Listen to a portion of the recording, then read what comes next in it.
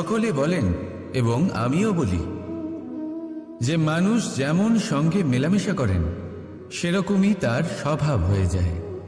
এ হলো সত্য, কিন্তু এটা হলো অর্ধ সত্য। হ্যাঁ, বৃষ্টির ফোঁটা যখন সাপের মুখে যায় তখন তা বিষে পরিণত হয়, তাই যখন ঝিনুকের মধ্যে যায় তখন তা মুক্তোতে পরিণত হয়। কিন্তু কোনো ব্যক্তির স্বভাব এ হলো অত্যন্ত গুরুত্বপূর্ণ। কোনো এক ফুলের কথা ভাবুন, সেই ফুলের সাথে জড়িত সেই কাঁটাগুলোর কথা ভাবুন। সহস্র বছর ধরে সেই কাঁটা ফুলের সাথেই লেগে রয়েছে, কিন্তু আজও সেই বিধিই যায়, সেই যন্ত্রণাই দেয়, সুবাস ছড়ায় না। কেন? কারণ বিধে যাওয়া কাঁটার স্বভাব হয়। এটা বোঝেনি। সর্বপ্রথম নিজের মনের ভাবকে বদলাতে শিখুন, তারপরই আপনার সঙ্গের প্রভাব পাল্টাতে পারে। আর যদি আপনি এরকম করেন তাহলে আপনার জগৎ প্রশান্তিতে ভরে যাবে। তাহলে আসুন আমার সাথে ভালোবেসে বলুন, রাধা রাধা। প্রতিজ্ঞা ছোট একটা শব্দ, কিন্তু এর মধ্যে শক্তি অনেক থাকে। যে ব্যক্তি প্রতিজ্ঞা পালন করেন তাতে অটল থাকেন, সংসার তাকে সম্মান করে। আর যে ব্যক্তি এটা করতে পারেন না তিনি বদনামের ভাগীদার হয়ে যান। এবার এটা আমরা সবাই জানি, কিন্তু দেখুন এই প্রতিজ্ঞার পালন কি যে কোনো পরিস্থিতিতে সেই যাই হোক না কেন করা উচিত? অর্থাৎ সংসার এদিক থেকে ওদিক হয়ে যাক, কিন্তু আমি আমার প্রতিজ্ঞায় অটল থাকব, এটা কি উচিত? এবার এটা আমরা বুঝবো একটা উদাহরণের দ্বারা। ধরুন আপনি আজ একটা প্রতিজ্ঞা নিলেন, বনের একটা সিংহকে আপনি রক্ষা করবেন। এ তো খুব ভালো কথা যে আপনি কারোর প্রাণ রক্ষা করবেন। আপনি শিকারীর হাত থেকে ওকে রক্ষা করবেন, ওকে বিপদের হাত থেকে রক্ষা করবেন। এতে প্রকৃতির ভারসাম্য বজায় থাকবে। কিন্তু যদি এই সিংহ নির্দোষদের ওপর আক্রমণ করে তখনও কি এর প্রাণ রক্ষা করা উচিত হবে? তখনও কি নিজের প্রতিজ্ঞায় অটল থাকা উচিত হবে? না, কারণ তখন এটা পাপে পরিণত হবে। কোনো রকম প্রতিজ্ঞা, কোনো রকম প্রতিশ্রুতি যদি এই প্রকৃতির ধ্বংসতে সহায়ক হয়, যদি ভারসাম্য নষ্ট হয়, তাকে ওখানেই ভেঙে দেওয়া উচিত। আর এটা আপনাকে শিখতেই হবে, সময়ের সাথে আপনাকে বদলাতে হবেই। কারণ যিনি সময়ের সাথে বদলান না সেই প্রকৃতি তার ব্যক্তিত্ব বদলে দেন। মনে রাখবেন, সেটাই হলো প্রতিজ্ঞা, সেটাই হলো প্রতিশ্রুতি যা এই সংসারের মঙ্গল করে। নয়তো সেটা হলো পাপ, যে পাপের শাস্তি প্রকৃতি আপনাকে অবশ্যই দেবে। তাহলে আসুন আমার সাথে বলুন,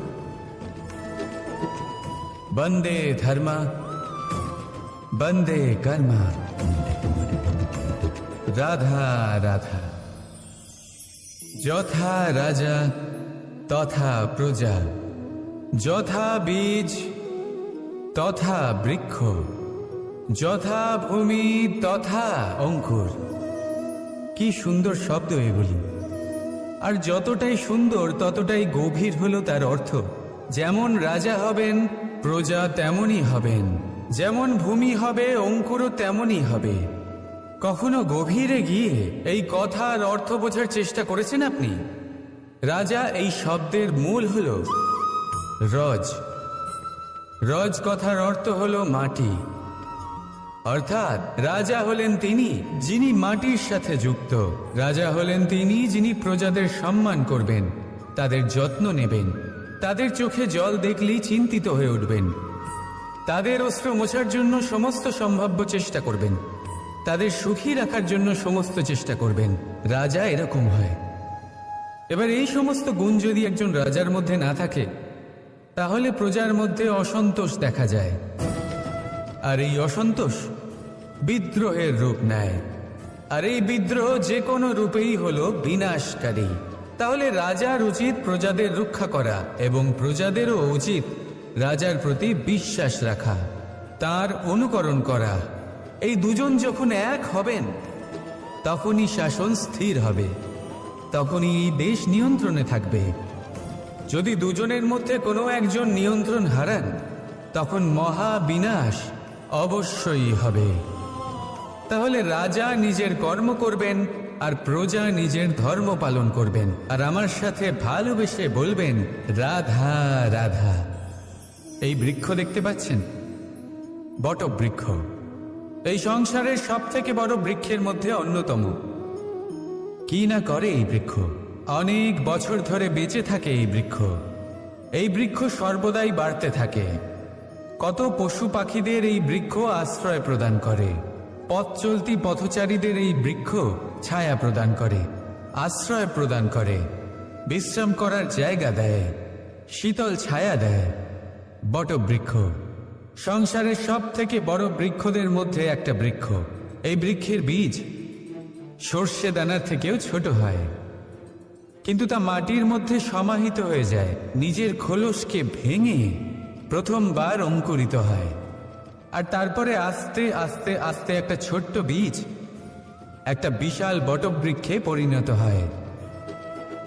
জীবনে যদি সাফল্য পেতে চান তাহলে এইভাবেই এগোতে হবে। ছোট ছোট পদক্ষেপের দ্বারা এই পথ চলা শুরু করতে হবে। সেই জন্য ছোট কাজ করতে কখনো সংকোচ করবেন না, ছোট কাজ করতে কখনো লজ্জা পাবেন না। যদি এই ছোট ছোট কাজ পূর্ণ নিষ্ঠা দিয়ে, পূর্ণ মনোযোগ দিয়ে, সততার সাথে করতে পারেন, তাহলে এই ছোট কাজের আকার বাড়তে থাকবে। তাই কাজগুলিকে কাজের মতোই দেখতে শুরু করুন। ছোট কাজ বা বড় কাজ এরকম ভাববেন না। তাহলে কর্ম করতে থাকুন। জীবনে আপনার অস্তিত্ব বটবৃক্ষের থেকেও বড় করে তুলুন। তাহলে আসুন আর আমার সাথে ভালোবেসে বলুন রাধা রাধা। কর্ম এবং ফল। মানুষের স্বভাব হলো এটাই যে তিনি নিজের প্রত্যেক পরিশ্রমের প্রতিফল প্রার্থনা করেন। বেশিরভাগ সময় এই ফলাফলের চিন্তা করতে করতে, কল্পনা করতে করতে উনি কর্ম করতে থাকেন যে আমি এই কাজটা করলে এই ফল পাবো। সেই সব কল্পনা করতে থাকেন যা না তার হাতে আছে, না আছে অধিকার, আর না আছে নিয়ন্ত্রণ। উনি শুধু নিজের কর্ম করতে পারেন। উনি কি ফল পাবেন তা তার হাতে কখনোই নেই। তাই আপনিও শুধুমাত্র কর্ম করতে থাকুন, ফলের চিন্তা করবেন না। মনে রাখবেন, শিকড় এবং শাখা যেভাবে একে অপরের সাথে জড়িয়ে, সেইভাবেই একে অপরের সাথে জড়িয়ে কর্ম এবং ফল। যেরকম কর্ম আপনি করবেন সেরকম ফল আপনি অবশ্যই পাবেন। তাই এই ফলের আশায় কর্মের সময় কখনোই নষ্ট করবেন না, কারণ যে ব্যক্তি সময় নষ্ট করেন, সময় সেই ব্যক্তিকে অবশ্যই নষ্ট করে দেয়। কর্ম করুন নিঃস্বার্থভাবে, ফলের চিন্তা করবেন না, আর আমার সাথে ভালোবেসে বলুন রাধা রাধা।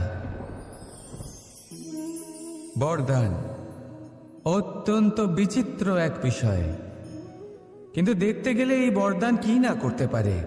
এক দরিদ্রকে রাজা বানিয়ে দিতে পারে, একজন দুর্বলকে এই সংসারের সব থেকে শক্তিশালী ব্যক্তি বানিয়ে দিতে পারে। কিন্তু আমরা ভুলে যাই এক অত্যন্ত গুরুত্বপূর্ণ কথা। বরদান এই শব্দের শেষে দান লুকিয়ে রয়েছে। এই দান কথাটা অত্যন্ত গুরুত্বপূর্ণ। আমাদের মনে রাখা উচিত এই বরদান আমরা দানে পেয়েছি, আর তাই তার সম্মান করা উচিত, কখনোই অহংকার করা নয়। আর যে ব্যক্তি বরদান পেয়ে অহংকার করেন তার যা ক্ষতি হয় তা হলো এই বরদান তার থেকে কেড়ে নেওয়া হয়। বর অর্থাৎ শ্রেষ্ঠ, অর্থাৎ বরদানের অর্থ হলো একটা শ্রেষ্ঠ দান, এবং তার ব্যবহার যদি আপনি কারোর ক্ষতি করার জন্য করেন তাহলে ক্ষতি শুধুই আপনার হবে। তাহলে এই বরদানের সম্মান করুন, উচিত পথে চলুন, আর উচিত উদ্দেশ্য নিয়ে এর ব্যবহার করুন, সব কিছু ভালোই হবে। তাহলে আসুন আর আমার সাথে ভালোবেসে বলুন রাধা রাধা। মৌনতা। দেখতে গেলে সংসারের সব থেকে শক্তিশালী অস্ত্র হলো এই মৌনতা। আর দেখতে গেলে আমাদের এই অস্ত্রই কখনো কখনো আমাদেরই ওপর আক্রমণ করে বসে। কিভাবে? অনেক সময় আমরা আপনদের দেখে তাদের অনুচিত কার্যকলাপ দেখে, অনুচিত কথা শুনে চুপ করে থাকি, ভেবে নিয়ে আমরা যেন কোনোভাবে তাদের আঘাত না করে ফেলি, দুঃখ না দিই, ক্রুদ্ধ না করে ফেলি। ভেবে নিয়ে এই সমস্যা এড়িয়ে যাবে। কিন্তু এইখানেই আরম্ভ হয় সব থেকে বড় সমস্যা। আমরা কিছুই বলি না এটা ভেবে উনি আমার আপনজন, আর সেই ব্যক্তি ভাবেন যে কিছুই বলেন না সেই আমার আপনজন। যদি আপনি সত্যি কাউকে আপনজন মনে করেন, তাহলে তাকে বাধা দিতে শিখুন। তার অনুচিত কাজে, তার অনুচিত কথায় তাকে বাধা দিতে শিখুন। তক্ষুনি ওনাকে বোঝান যে উনি কি ভুল করছেন, ওনাকে বোঝান, ওনাকে সঠিক পথ দেখান, সেই পথে ওনাকে চালিত করুন। এটাই হলো আপন ভাবা। আর তার জন্য মৌন থাকা নয়, দরকার গর্জন করা। অনেক সময় অনুচিত কর্মের পথে চলতে গিয়ে কিছু মানুষ এমন ঘুমিয়ে পড়েন যে ওনাদের জাগানোর জন্য মধুর সঙ্গীত নয়, রৌদ্র হুঙ্কারের প্রয়োজন হয়ে থাকে। তাই আপনজনদের জাগান, শ্রেষ্ঠ কর্মের পথে ওনাদের চালিত করুন, আর আমার সাথে ভালোবেসে বলুন, রাধা রাধা।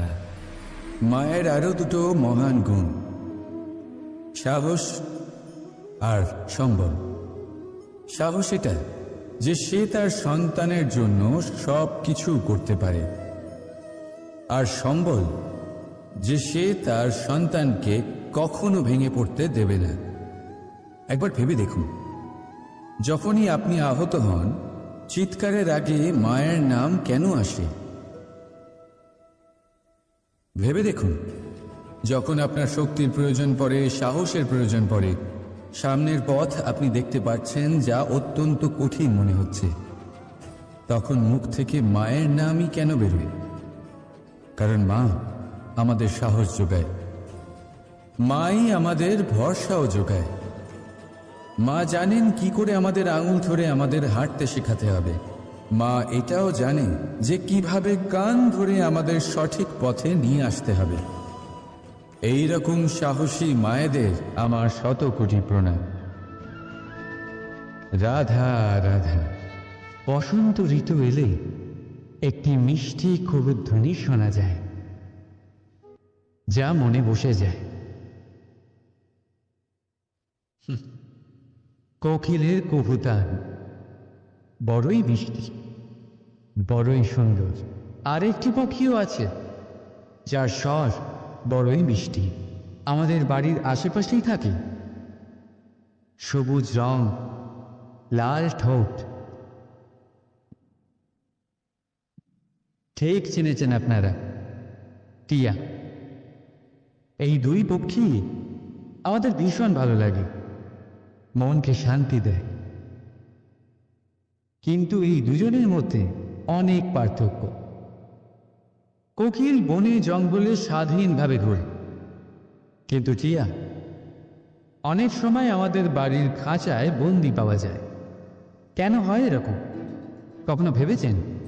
কারণ কোকিল নিজের ভাষা বলে, আর টিয়া বলে অন্যের শেখানো বুলি।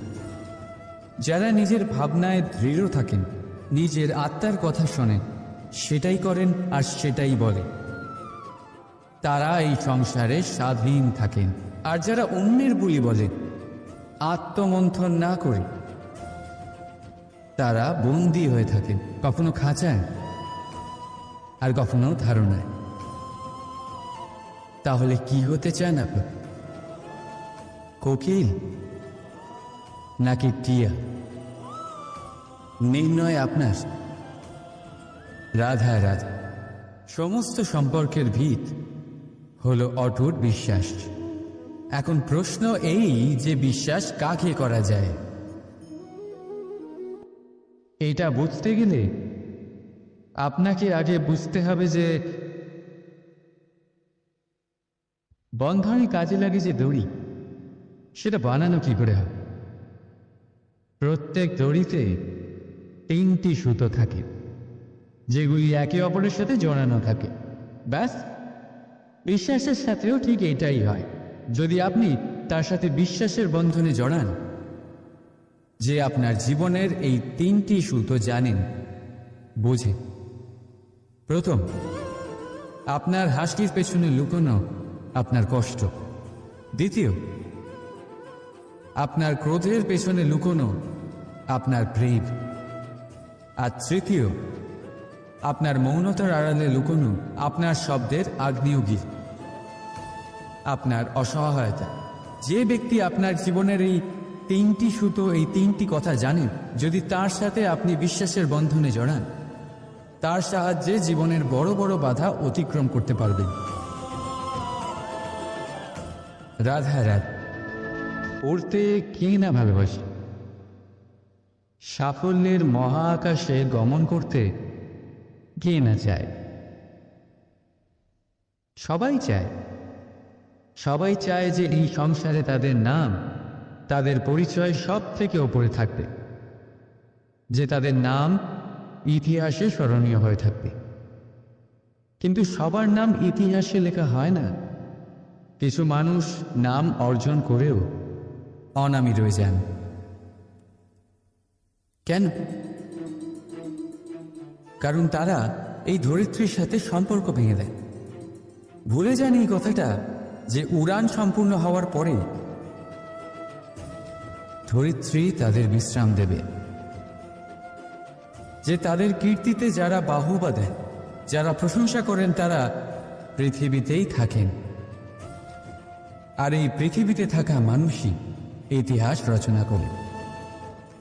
তাই সাফল্যের আকাশে অবশ্যই উড়ুন, কিন্তু তাদের থেকে একেবারেই বিচ্ছিন্ন হবেন না যারা আপনার এই সাফল্যের মূল ভিত্তি। তবেই ইতিহাসে আপনার নাম হবে, আর তখনই আপনি ভবিষ্যতে প্রসন্ন থাকবেন। রাধা রাধা। যখন মা ক্ষীর তৈরি করেন তখন সেটা খেতে আমাদের খুব ভালো লাগে, তাই তো? কিন্তু মা কিভাবে ক্ষীর তৈরি করেন? প্রথমে উনি ভাত আর দুধের আয়োজন করেন, তারপর মিষ্টির আয়োজন করেন, তারপর উনি আগুনের আঁচে ওটাকে রাঁধেন। সহজ, তাই না?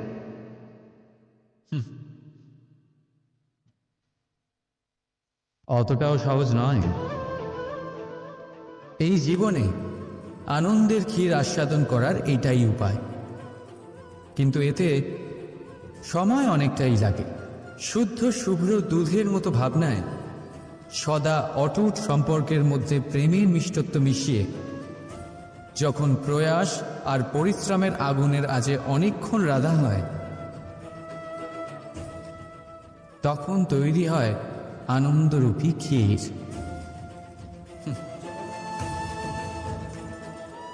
তাই মনে রাখবে, ভাবনার বিশুদ্ধতা, প্রেমের মিষ্টত্ব আর আত্মার প্রয়াস, এই তিনটি মেশালে তবেই জীবনে আনন্দ লাভ করবেন। রাধা রাধা। কথায় আছে যে দৃষ্টি অত্যন্ত কঠোর হয়, অত্যন্ত শক্তিশালীও হয়। কথায় আছে যে কারোর উপর যদি কুদৃষ্টি পড়ে তাহলে তার বিনাশ কেউ আটকাতে পারে না। এই যে কুদৃষ্টি, এর উপাচারও আমাদের কাছে রয়েছে। যখন আমরা বাড়ি নির্মাণ করি তখন একটা কালো মুখোশ লাগাই, যাকে রক্ষা কবচ মনে করা হয়, কুদৃষ্টি থেকে বাঁচার জন্য। যখনই কোনো বাচ্চা বাইরে যায় তখন তার মাথায় আমরা একটা কাজলের টিপ পরিয়ে দিই, কুদৃষ্টি থেকে বাঁচার জন্য। অর্থাৎ এই সংসারে কুদৃষ্টি থেকে বাঁচার উপাচার রয়েছে। উপাচার যদি কিছু না থেকে থাকে তাহলে তা হলো দৃষ্টিভঙ্গির। যদি আপনার দৃষ্টিভঙ্গি অনুচিত হয় তাহলে আপনার পতন কেউ আটকাতে পারবে না। না পারবে কালো মুখোশ, না কালো টিপ, না স্বয়ং ঈশ্বর। সেই জন্য নিজের দৃষ্টিভঙ্গি শুভ করে তুলুন, সব কিছু শুভই হবে। আসুন আমার সাথে ভালোবেসে বলুন, রাধা রাধা। আমাদের জীবনে অত্যন্ত গুরুত্বপূর্ণ একটা আশা বসবাস করে, বিশ্বাসের রূপে। বিশ্বাস যা আমরা ঈশ্বরের ওপর করি, ভাগ্য প্রারব্ধের ওপর করি, নিয়তির ওপর করি। যখনই ভালো কিছু হয় আমরা বলি এ হলো ঈশ্বরের দয়া, যখন খারাপ কিছু হয় আমরা বলি এ হলো ঈশ্বরের মায়া। কখনো ঈশ্বর বা ভাগ্য বা প্রারব্ধ বা নিয়তি। আপনি নিজে কোথায় তা কখনো ভেবেছেন? আপনি বিশ্বাস করছেন ঈশ্বরের উপর, প্রারব্ধের উপর, কখনো নিজের উপর করেছেন? আমি আপনাকে একটা সহজ কথা বলি, যদি আপনি ঈশ্বরের উপর বিশ্বাস রাখেন, শুধুই ঈশ্বরের উপর বিশ্বাস, তাহলে আপনি সেটাই পাবেন যেটা আপনার ভাগ্যে লেখা রয়েছে। কিন্তু যদি আপনি নিজের উপর বিশ্বাস রাখেন, আত্মবিশ্বাস রাখতে শেখেন, তাহলে ঈশ্বর আর নিয়তি দুজনে মিলে আপনার ভাগ্যে সেটাই লিখবে যা আপনি চাইছেন। তাই মনে রাখবেন, সাফল্যের পথ হলো এই বিশ্বাস। নিজের আত্মবিশ্বাসকে ধরে রাখতে শিখুন, দেখবেন আত্মা প্রসন্নতায় ভরে উঠবে। তাহলে আসুন এই প্রসন্ন ভাব নিয়েই বলুন, রাধা রাধা। সময় একটু একটু করে কেটে যায়, একটু একটু করে নিকটে আসে। খুব অদ্ভুত ব্যাপার।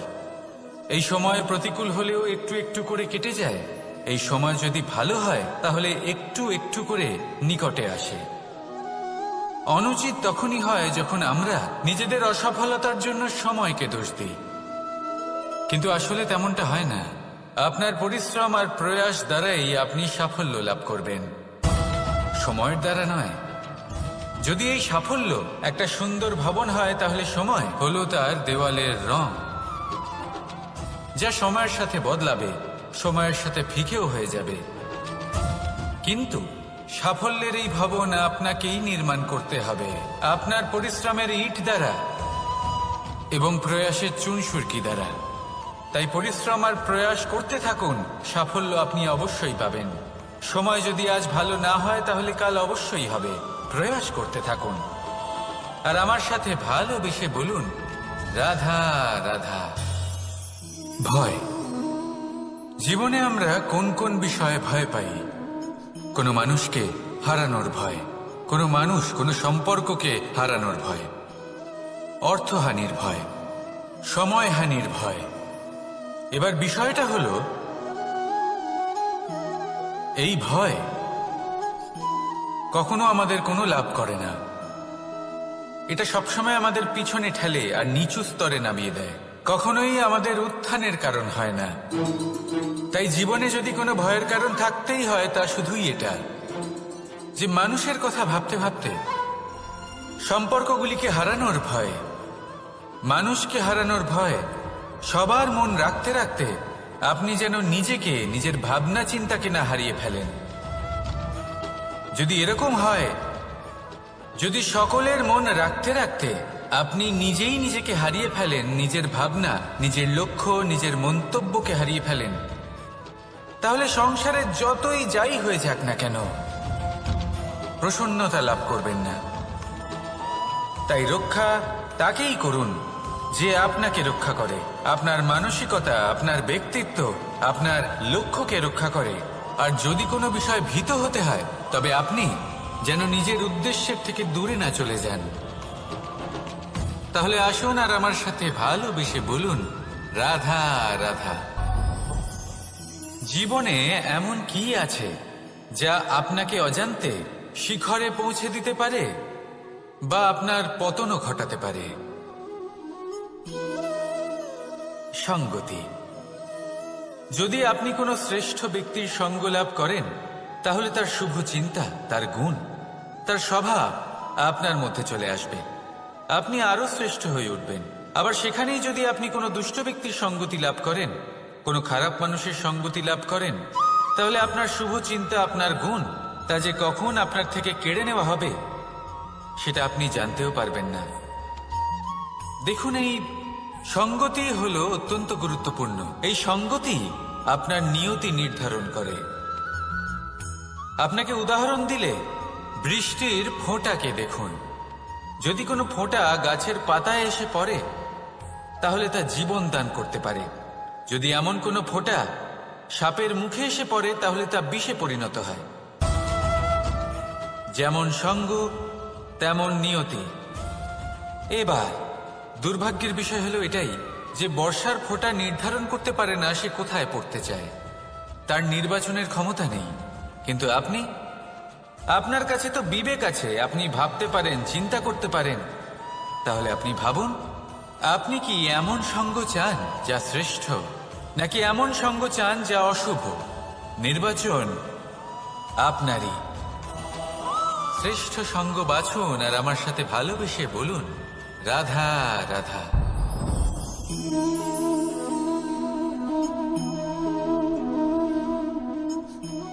মুক্ত, এই মুক্তই সবাইকে মোহিত করে দেয়, নিজের দিকে আকর্ষিত করে। অত্যন্ত সুন্দর, গোল, শুভ্র। মুক্ত দ্বারা নির্মিত আভূষণ, তা হয়তো সে মুকুটই হোক বা কোনো স্ত্রীর অলংকার, তাকে আরো সুন্দর করে তোলে, তাকে আরো সুন্দর দেখতে লাগে। এবার এই মুক্তকে এত সুন্দর দেখার জন্য কত কষ্ট সহ্য করতে হয় তা কি কখনো আপনি ভেবেছেন? এই মুক্ত ঝিনুক থেকে বের করা হয়, ঝিনুক যা কিনা সমুদ্রের তলদেশে থাকে। ওকে কত কষ্ট সহ্য করতে হয়, জলের চাপ সহ্য করতে হয়, সমুদ্রের স্রোত সহ্য করতে হয়। এই ঝিনুককে এত কষ্ট সহ্য করতে হয়, এই মুক্তকে এত কষ্ট সহ্য করতে হয়, তারপরে এর রূপ এত সুন্দর হয়। যদি আপনিও আপনার পরিশ্রমের সৌন্দর্য, নিজের পরাক্রমের সৌন্দর্য এই সংসারে প্রকাশিত করতে চান, তাহলে আপনাকেও কষ্ট সহ্য করতেই হবে। তাই জীবনে যখনই সংকট আসবে, বিপদ আসবে, সমস্যা আসবে, তখন একে সুযোগ হিসেবে গ্রহণ করুন। কারণ এই বিপদের সাথেই লড়াই করে আপনি মুক্তর মতোই পরিশুদ্ধ হয়ে উঠবেন। তাহলে আসুন আর আমার সাথে ভালোবেসে বলুন, রাধা রাধা। আপনি কি জানেন আপনার জীবনে আপনার আসল জীবন সাথী কে হন? মাতা পিতা, ভাই বোন, স্বামী স্ত্রী? না, আপনার আসল জীবন সাথী হল আপনার শরীর। সেই শরীর যার দিকে আপনি কখনো নজরই দেন না, ঠিক কি না? এবার যে মানুষ এই রহস্য বুঝতে পারেন, তার জীবন এমনি শুভ হয়ে যায়। আপনি নিজেই দেখুন না, সে সংসারের মঙ্গলই করা হোক বা সত্যের রক্ষা করা হোক, তা সে শত্রুর সাথে যুদ্ধ করা হোক বা মিত্রকে রক্ষা করা হোক, এই শরীরই তো কাজে আসে। তপস্যাতে, বলিদানে, পরিশ্রমে এই শরীরই হলো আধার, ঠিক কিনা? তাই আমাদের কর্তব্য হলো যে আমরা যেন নিজের শরীরের যত্ন নিই। আমরা কি খাই, আমাদের কি খাওয়া উচিত, এটা যেন বুঝি। কোনটা সুপাচ্য আর কোনটা নয়, এটা যেন বুঝি। কারণ যেমন হবে অন্ন, মনও তেমনই হবে। যত ভালো অন্ন তত ভালো মন। আর সুস্থ শরীর হলো সুস্থ মনের আধার, এ কথা অবশ্যই মনে রাখবেন। আর যদি মন সুস্থ থাকে, তাহলে সকল শুভ উদ্দেশ্য পূর্ণ হবে। তাহলে আসুন আর আমার সাথে ভালোবেসে বলুন, রাধা রাধা। কথায় আছে যে জীবনের আধার হলো সম্পর্ক, প্রসন্নতারও এবং ঈশ্বরের সাথে দেখা পাওয়ারও। এবার এই সম্পর্কের আধার আসলে কি? সেবা? না। বোঝাপড়া? না। অপেক্ষা? না। এই সম্পর্কের আধার হল বিশ্বাস। যদি বিশ্বাস ভেঙে যায়, তাহলে জেনে রাখবেন যে সম্পর্করূপী এই ভবন, এর ভিতই ভেঙে গেল। আর যদি ভিত ভেঙে যায়, তাহলে সেখানে অন্য কোনো ভবন নির্মাণ সম্ভব নয়, সম্ভবই নয়। এই সমস্ত সম্পর্কের বিশ্ব বিশ্বাসে বসবাস করে। এই বিশ্বাস হলো অত্যন্ত গুরুত্বপূর্ণ। এই বিশ্বাসের জোরেই আমি আর রাধা কোনো সাংসারিক বন্ধনে আবদ্ধ না হয়েও এক অত্যন্ত দৈব অলৌকিক বন্ধনে আবদ্ধ। এই হলো বিশ্বাস, যার দ্বারা 11 অক্ষৌহিনী সেনার সামনে অর্জুন দাঁড়িয়েছিল এবং জয়ী হয়েছিল। এই বিশ্বাস হলো অত্যন্ত গুরুত্বপূর্ণ। তাই বিশ্বাস করতে শিখুন, বিশ্বাস দিতে শিখুন, বিশ্বাস পালন করতে শিখুন। আর আমার সাথে ভালোবেসে বলুন, রাধা রাধা। এই সংসার অত্যন্ত বিচিত্র এক স্থান। এ সত্য খুঁজতে থাকে, আর সত্য খুঁজে পেলেই তা প্রমাণ করতে চায়। সে চায় তার প্রমাণ পেতে। সাক্ষী পেতে চায়। সেক্ষেত্রে আমাকে বলুন যে সত্য কি করতে পারে। সেই ব্যক্তি যে সত্যকে ধরে আছে সে কি করবে? কিছুই নয়, কিছু করার প্রয়োজনই নেই, শুধু তাতে টিকে থাকতে হবে। সেই হিমালয়ের মতো যা আজ পর্যন্ত টিকে রয়েছে। যদি আপনি সত্যবাদী হন তাহলে আপনার কিচ্ছু প্রমাণ করার কোনো প্রয়োজন নেই। যদি প্রয়োজন থাকে তাহলে সত্যের সাথে টিকে থাকার। এই সময় নিজে সাক্ষী হবে, নিজে প্রমাণ দেবে। এই নিয়তি স্বয়ং প্রমাণিত করবে যে আপনি সত্যবাদী ছিলেন, আপনি সত্যের পথে ছিলেন। তাহলে আসুন আর আমার সাথে ভালোবেসে বলুন, রাধা রাধা। ঈশ্বর আমাদের হাত প্রদান করেছেন। হাত যা জড়ো করা হয় প্রণাম করার জন্য, ঊর্ধ্বগামী হয় প্রার্থনার জন্য। এই হাত যার দ্বারা আমরা খাবার খাই, ফসল উৎপাদন করি। কিন্তু এই হাতের দ্বারা সব থেকে শ্রেষ্ঠ কাজ কি হতে পারে? সেবা। আগে হ্যাঁ, সেই হাত যা সামনে এগিয়ে আসে সেবা করার জন্য, যে সেবা করে তাদের যারা দুঃখে থাকেন, নিরাশ হয়ে থাকেন, যারা সেবা করেন তাদের যারা কিনা দরিদ্র। সেই হাত হলো সব থেকে অধিক মহান। ঈশ্বরকে দীনবন্ধু বলা হয়ে থাকে, কারণ যারা দুঃখী হন, নিরাশ হন, দরিদ্র হন, ঈশ্বর তাদের সাহায্য করেন, তাদের সহায়ক হন, তাদের মধ্যে ঈশ্বর বাস করেন। তাই আপনারা যদি এটাই করেন, যারা দুঃখে আছেন, নিরাশ হয়ে আছেন, যাদের সাহায্যের প্রয়োজন রয়েছে, যদি আপনি তাদের সাহায্য করেন, তাহলে আপনি এমন এক চৈতন্য লাভ করবেন যে আপনি তৃপ্ত হয়ে উঠবেন। তাহলে সবার সেবা করুন আর আমার সাথে ভালোবেসে বলুন, রাধা রাধা। আজ আমার কাছে একটা হাতুড়ি রয়েছে। অত্যন্ত শক্তিশালী হলো এই হাতুড়ি। এই হাতুড়ি দিয়ে প্রহার করে একটা গরম লোহাকে আপনি সুন্দর অস্ত্রে পরিণত করতে পারবেন। এই হাতুড়ি দিয়েই প্রহার করতে করতে একটা অত্যন্ত বড় পর্বত ভেঙে আপনি ওখানে একটা নতুন পথ নির্মাণ করতে পারবেন।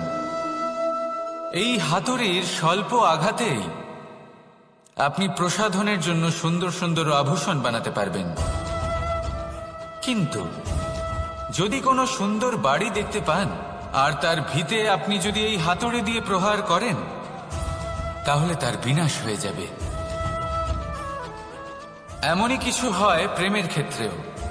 তা এতটা শক্তিশালী হয় যা সৃজন করে, কিন্তু সর্বনাশও এ করতে পারে। সবকিছুই নির্ভর করছে আপনার উদ্দেশ্যের উপর। এই উদ্দেশ্যকে শুভ রাখুন আর ভালোবাসার উপর একটু নিয়ন্ত্রণ রাখতে শিখুন, যেন এমন না হয় যে আপনি সৃজন করতে গেলেন কিন্তু সর্বনাশ করে বসলেন। আসুন আর আমার সাথে ভালোবেসে বলুন, রাধা রাধা। প্রেম, এই প্রেম যতটাই সরল ঠিক ততটাই জটিল হয়। এই প্রেমের দুই রূপ হয়, সবলতা আর দুর্বলতা। নির্বাচন হলো আপনার। এবার যদি একটা উদাহরণ দিয়ে আপনাকে বোঝাই, তাহলে মাতা পিতাকে দেখুন। মাতা পিতা সন্তানকে কখনো কখনো এত স্নেহ দিয়ে ফেলেন যে তাকে বাইরে কোথাও যেতেই দেন না, আর তার ফলে সন্তান এতটাই দুর্বল হয়ে পড়ে যে এমনও হয় তারা সারা জীবন বাড়িতেই বসে থাকে। এবার যদি এই মাতা পিতাই এই ভালোবাসায় সাহস জুগিয়ে দেন, সেই সন্তানকে বলে দেন যে যাও, এই সংসারকে অনুভব করো, নিজের প্রারব্ধ নিজেই রচনা করো, এই সংসারে সব থেকে শ্রেষ্ঠ হয়ে দেখাও, সব থেকে উঁচুতে উঠে দেখাও, তাহলে সন্তান অবশ্যই এটা করে দেখাতে পারে। এবার আপনি নিজের প্রেমের দ্বারা আপনজনদের দুর্বল করবেন নাকি তাদের সবল করবেন, সিদ্ধান্ত আপনারই। আসুন আর আমার সাথে ভালোবেসে বলুন, রাধা রাধা। মানুষ বলেন প্রেমে অনেক শক্তি আছে, আর এটা সত্যিও বটে। প্রেমে এতটাই শক্তি থাকে যে শত্রুতার বড় বড় স্তম্ভকেও এত সহজে ফেলে দিতে পারে। কিন্তু আপনি দেখে থাকবেন, যারা অধিক শক্তিশালী হন তারা দুই ধার সম্পন্ন তরোয়ালের মতো হন। কারণ এই প্রেম যদি আচরণে থাকে, মনে থাকে, বিচার বুদ্ধিতে থাকে, তাহলে তা শুভ হয়। এই প্রেম সৃজন করে। কিন্তু প্রেম যদি ব্যবসার অঙ্গ হয়, যদি এই প্রেমের ব্যবহার নিজের স্বার্থ, নিজের অহংকারের জন্য করা হয়, তাহলে তা সংসারের বিনাশ ঘটাতে পারে। রাধা প্রেমের ব্যবহার করেছে শাম্বের কারণে, আর শাম্ব সেই প্রেমের ব্যবহার করেছে নিজের অহংকার, নিজের স্বার্থ সিদ্ধির জন্য। শেষ পর্যন্ত ক্ষতি শাম্বের হলো না, হলো প্রেমের। তাই মনের মধ্যে প্রেম ভাব অবশ্যই রাখুন, নিজের আচরণেও প্রেম ভাব বজায় রাখুন, কিন্তু সতর্কও থাকবেন আপনার এই প্রেম, একে নিয়ে কেউ ব্যবসা না করে ফেলেন। আসুন আর এই ভালোবাসার সাথেই বলুন, রাধা রাধা। সত্য, এই সত্য আসলে কি? কেউ বলবেন যা অসত্য নয় তাই হলো সত্য, কেউ বলবেন সেটা যার ভিত্তিতে আমরা বেঁচে আছি তাই হলো সত্য। কিন্তু সত্য আসলে কি? তার থেকেও বেশি গুরুত্বপূর্ণ হলো এটা বুঝতে পারা যে সত্যের ব্যবহার কিভাবে করা উচিত। যদি আপনার কাছে সত্য থাকে বা আপনি সত্য জেনে থাকেন আর আপনি তার ব্যবহার করেন, সদ্ব্যবহার করেন সংসারের জন্য, তাহলে আপনি এই সমস্ত সংসারের অনেক ঊর্ধ্বে চলে যাবেন। কিন্তু যদি আপনি সত্য জানেন আর তার দুর্ব্যবহার করেন, তাহলে আপনি সমস্ত সংসারের পক্ষে ক্ষতিকারক হয়ে উঠতে পারেন। তাই মনে রাখবেন, সত্য যতটাই কোমল, অর্ধ সত্য হলো ততটাই কঠোর। এই অর্ধ সত্য সমস্ত সংসারের বিনাশ ঘটাতে পারে। সেই জন্য জীবনে সত্যের বিষয়ে সম্পূর্ণ সত্য জানতে শিখুন, এ হলো অত্যন্ত গুরুত্বপূর্ণ। এই সত্য তার নিজস্ব দাবি হলো আপনি সাবধানে থাকুন। তাহলে আসুন আর আমার সাথে ভালোবেসে বলুন, রাধা রাধা। পঞ্চমহাভূত জীবন রচনায় এর অবদান অনস্বীকার্য। এই পঞ্চমহাভূত আসলে কি? জল, বায়ু, অগ্নি, মাটি আর আকাশ। এবার শুধুমাত্র জীবন রচনায় এর অবদান আছে তা নয়, শুধু শরীর রচনাতে এর যোগদান আছে তা নয়, বরং এরা হলো আমাদের জীবনের সব থেকে বড় শিক্ষক। এবার আপনারা সকলে চমকে যাবেন, হয়তো আপনারা এই দৃষ্টিভঙ্গি দিয়ে কখনো দেখেননি। আমি আজ আপনাদের বোঝাবো। এদের মধ্যে সব থেকে বড় তত্ত্ব জল। এ আমাদের কি শেখাচ্ছে? এই জল, এর নামই হলো জল, কিন্তু এ কখনোই আমাদের জ্বালায় না, আমাদের জ্বলনের কারণ হয় না। তাহলে কি করে? আমাদের তৃষ্ণা মেটায়, আমাদের শীতলতা প্রদান করে, জীবন দান করে। এর দ্বারা আমরা কি শিক্ষা লাভ করি? যে আপনার উৎপত্তি যেখান থেকেই হোক না কেন, আপনি যেখানেই জন্মগ্রহণ করুন না কেন, আপনার কর্ম সর্বদা শ্রেষ্ঠ হওয়া উচিত। আপনি জলকে যে কখনো কখনো যখন কোনো ঘটনা মানুষের ইচ্ছা অনুযায়ী ঘটে না, তখন মানুষ এটা বলে যে, হে ঈশ্বর, আপনি আমার পাশে থাকলেন না, আপনি বড়ই কঠোর, এটা আপনার দোষ।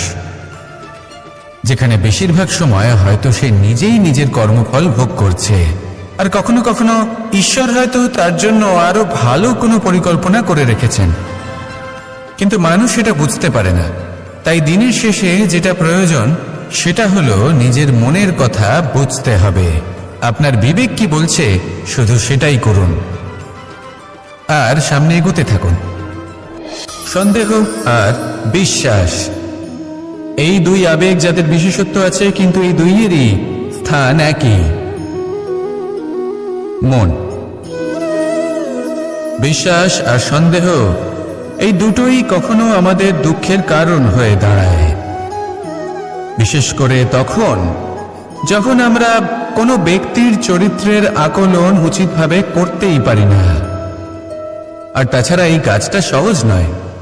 আমরা কখনো কখনো কোনো অনুচিত ব্যক্তিকে উচিত বলে ভেবে বসি, তার উপর বিশ্বাস করে ফেলি, আর ফলস্বরূপ সেই ব্যক্তি আমাদের বিশ্বাস ভঙ্গ করে বসেন, আর আমাদের দুঃখের সম্মুখীন হতে হয়। ঠিক সেইভাবেই কখনো কখনো আমরা এমন কোনো ব্যক্তির উপর সন্দেহ করি যে হয়তো পূর্ণরূপে পূর্ণ নিষ্ঠা ভরে আমাদের মঙ্গল কামনাই করেছেন। এমন একজন ব্যক্তি যে সত্যি বিশ্বাসের পাত্র, আর যখন সেই ব্যক্তি এটা জানতে পারেন